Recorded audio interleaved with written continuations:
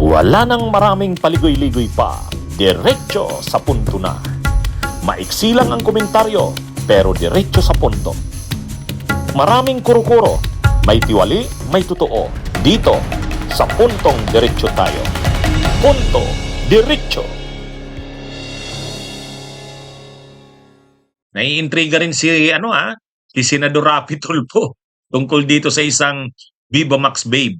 Mga kabunyog, sa kontrobersya naman sa kay Rafi Tulfo. Ito nakakatawa to eh.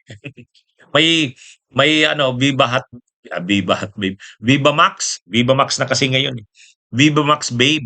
Mm. Ano to? Yung mga sexy na nagpe-perform ito sa mga events tulad ng birthday o kaya Christmas party. O may mga nga ito. May post din nga ito ng mga nagpe-perform itong Viva Max Babes sa Christmas party yata ni Tulfo, ni Rapi Tulfo. Ay ngayon, ginest ito sa isang talk show ng mga sa showbiz. Ginest itong ang pangalan Chelsea Ilore. Ayun, hindi ko kasi ito kilala, pero Chelsea Ilore. Ngayon itong Chelsea Ilore, pinanood ko yung interview ng host, na entertainment host. Hindi si Boy Abunda, iba, hindi ko kilala eh. Oh. Ngayon, tinanong siya, magkano ba ang bayad sa'yo sa kapag kinukuha ang serbisyo mo ng mga negosyante at politiko? Hindi, actually, ang unang tanong, sino ba ang galante? Negosyante o politiko? Sabi niya, politiko. Politiko daw ang galante. Ngayon, tinanong siya, may follow-up question. Doon ba sa mga pagdinig sa Senado, nakikita, mayroon ka ba dong naging guest sa mga pagdinig na yun sa Senado? Sabi niya, oo. Yung bang mga inimbitahan doon, siguro doon sa mga anomalya sa flood control, yung mga nasasangkot doon. Sabi niya, hindi. Wala, hindi daw doon. Na-intriga yung nag-i-interview. Ang naging guest niya na politiko, senador, pero hindi na pangalanan doon sa mga anomalya. So ibig sabihin, hindi si Jinggoy, hindi si Joel, hindi si Cheese, hindi sila.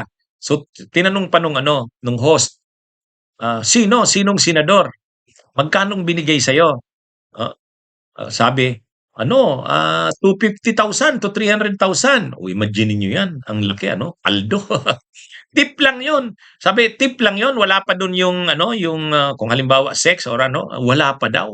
Tip pa lang 'yun. So matindi matindi. Senador, pero nagbibigay ng tip na 250,000 to 300,000. Sabi nung Chelsea Ilore. Ngayon, ang dito, tinanong, pwede bang mabigyan mo naman kami ng clue? Sino ba 'yan? First name, saka last name. Ito namang Viva Max Babe na ito, imagine niyo naman, tinanong siya, senador, tapos ano ang pangalan, first name.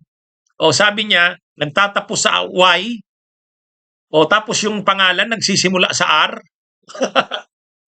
Pag sinabi mong R sa Y, o di sino pa ba yun? Di ba? Sino pa ba yun? Sino pa bang senador nagsisimula sa pangalan ang R, tapos nagtatapos ang pangalan sa Y? At ito pa, surname daw, surname o last name. Ano daw, nagtatapos sa may letter F daw. Pang ilan daw na letra yung letter F? Second to the last letter. O di imagine niyo yun. Kung ang pangalan niya ay R, ang start, at nagtatapos sa Y, at ang apelyido niya ay may letter F, second to the last, o di kayo nga, sino pa bang senador yan? Na 24 yan 24 na senador. O ngayon, sino ba yung senador dyan na may letter F, second to the last? Di Tulfo. Yung letter F, second to the last na letter ng last name, Tulfo. Ngayon, dalawa lang naman ang Tulfo, Erwin Tulfo, Rapi Tulfo. Ay sinabi niya na ang pangalan nagtatapos sa Y, nagsisimula sa R. O di Rapi. Si Rapi Tulfo ang tinutukoy. Hindi pinangalanan nung Viva Max Babe, pero sino pa ba naman yung RY, tapos yung apelyido, may letter F, at yung F, second to the last na letter. Imagine niyo yan. Kaya ngayon, si Montulfo may post siya. Si Montulfo, sabi niya, kung kapatid ko man yan, si Raffy Tulfo ang nababalita diyan, wala namang problema yan. Unang-una, pera niya naman yan. Hindi, mayaman naman ang kapatid ko, sabi niya. Bilyonaryo yan. Kaya kung nagbibigay man siya ng tip na 250,000 to 300,000, ano yun? Kaya niya naman yun, hindi naman galing yun sa gobyerno. Sabi niya. Ang sabi pa ni Montulfo, at saka, buti nga, hindi siya ng lalaki, ng babae. Assuming daw na si Raffy Tulfo yun. Pero ang paniwala niya daw, hindi si Raffy Tulfo yun. Sabi ni Montulfo, dahil si Raffy Tulfo daw, hindi gagawin yun. Takot daw yun. Takusa daw sa asawa.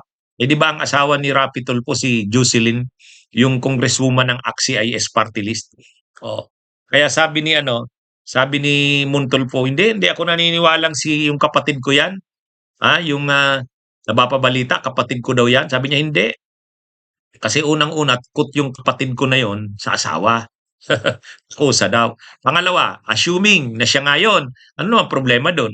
Buti nga, hindi siya nanlalaki. Nakakahiya kung nanlalaki. Pangalawa, kung may pera man siyang binibigay na gano'n, kaya niya naman yun kasi bilyonaryo siya. Ang dami niyang kita. Yun. Anyway, ang mali kasi doon, hindi naman yung kaya niya bang magbigay ng gano'n na 250,000 to 300,000. Ang ano doon, hindi maganda sa isang senador. Hindi maganda sa isang senador. Kaya lang showbiz to eh. Showbiz. Showbiz. Actually, may mga Viva Max babes pa na nagpo-post pa ng mga pictures nila. Yung nakadamit sila na pa-attend daw sila sa party ni Raffy Tulfo. Yun. Ano to, dapat din ito, imbestigahan din itong ng ethics committee kasi unethical yan. Hindi maganda sa senador. Yung anak niya ni Raffy Tulfo, 'di ba, yung congressman din? Sino ba 'yon? Yung mataba na anak nito. Naanuhan din 'yon, na-isyuhan din 'yon. Yung kanyang magarbong party doon sa Las Vegas, 'di ba? Kaya dapat ano rin ito. Sabagay, mayaman naman talaga si Raffy Tulfo. Bilyonaryo nga eh. Kaya lang, kahit naman mayaman ka, pero ano ka na eh, public officer ka na eh, government official ka na. So dapat ang lifestyle mo simple. Kahit mayaman ka, ay wag maluho at wag ganyan na na nai-involve sa ganyan. Kahit pa sabihin ni Montulfo na okay lang 'yun. Ano naman, buti nga hindi na lalaki. O kaya niya naman 'yun, hindi naman pera ng mali pa rin. Kasi may code of ethics may code ng ethical standards ang mga public officials and employees. Ayan. Hindi na siya ordinaryong tao eh. Hindi siya private person. Ano siya? Government official. So may ethical standards siya na dapat sundin. Bunyog, bunyog, halikan na kasama ka. Bunyog, kapag buklod ay may pag-asa. Luzon, Visayas, Mindanao, isa ang pananaw.